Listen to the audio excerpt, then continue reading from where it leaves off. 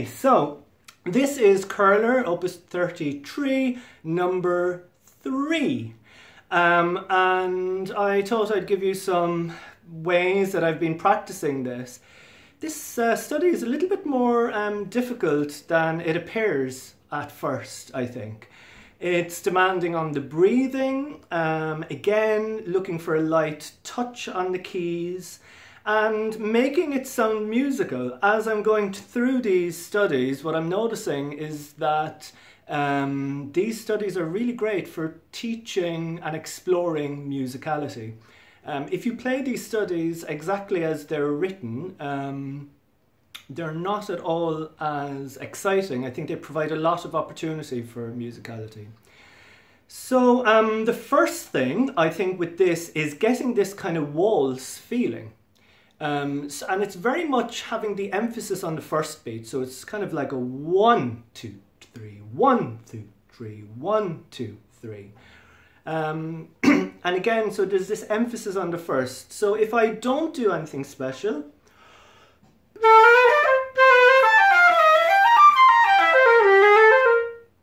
it's something like this. And then if I have a 1, 2, 3, 1, 2, 3, we get much more of.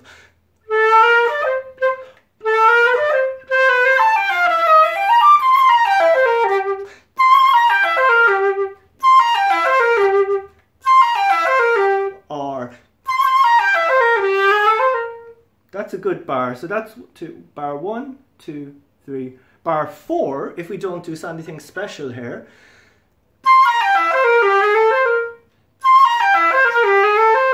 Or lengthening the first note, like what we did in number 2 of each bar. It gives it something much more meaning and a bit more, makes it much more special.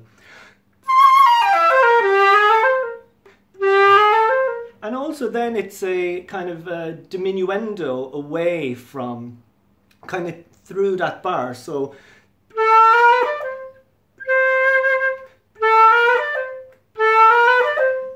and what you can do is actually practice just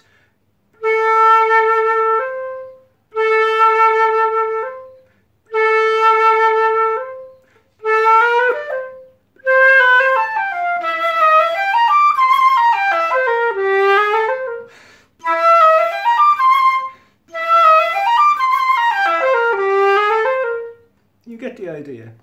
Then in bar 6, 7, 8, bar 9, we're kind of asked really to start exploring our articulation here. So getting a really nice kind of good placement on this D.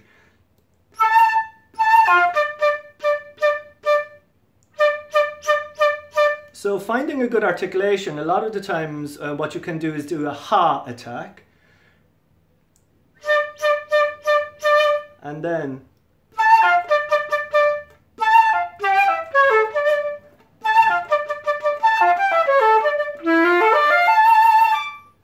again bringing out this G, and then in bar 17 we have this, right? And again, what's nice, it's nice to play this piano, and actually what I kind of noticed is I probably in that performance you heard played it maybe a little bit too loud. I think we could work with it being soft. So how would you structure this so that you really get those top notes coming out really clean and softly? So you can practice something like, so a C, a G and a high C.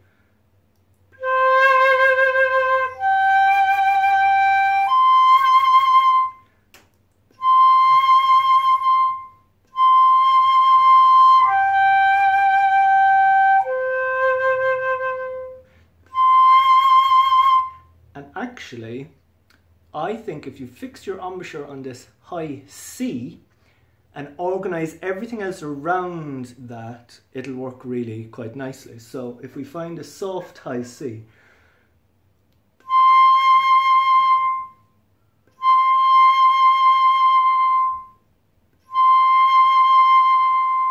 So that's using good, better, best that I referred to in study 1.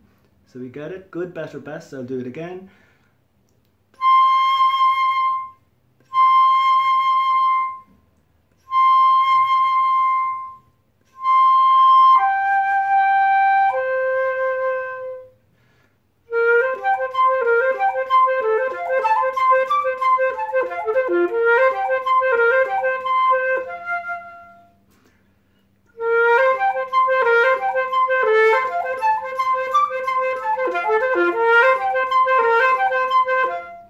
So that's a good way of kind of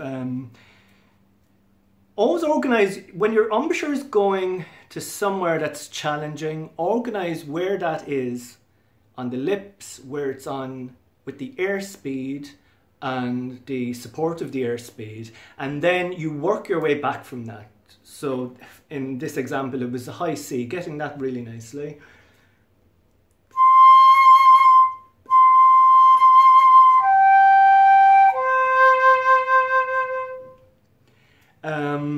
And then, again, I don't think there's anything else I really have to say.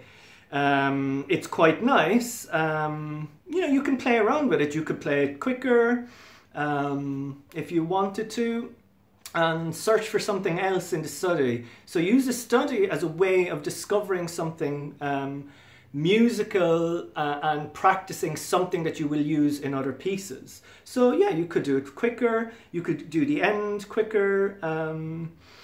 It's really nice making the last arpeggio.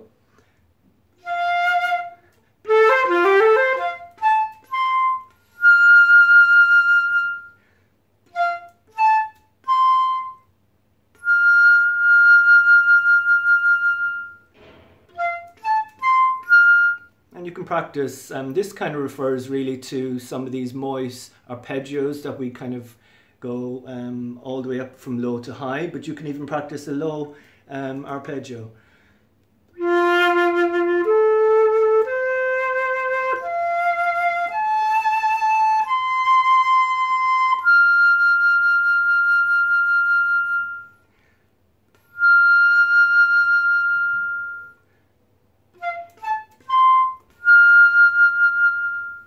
So there you go.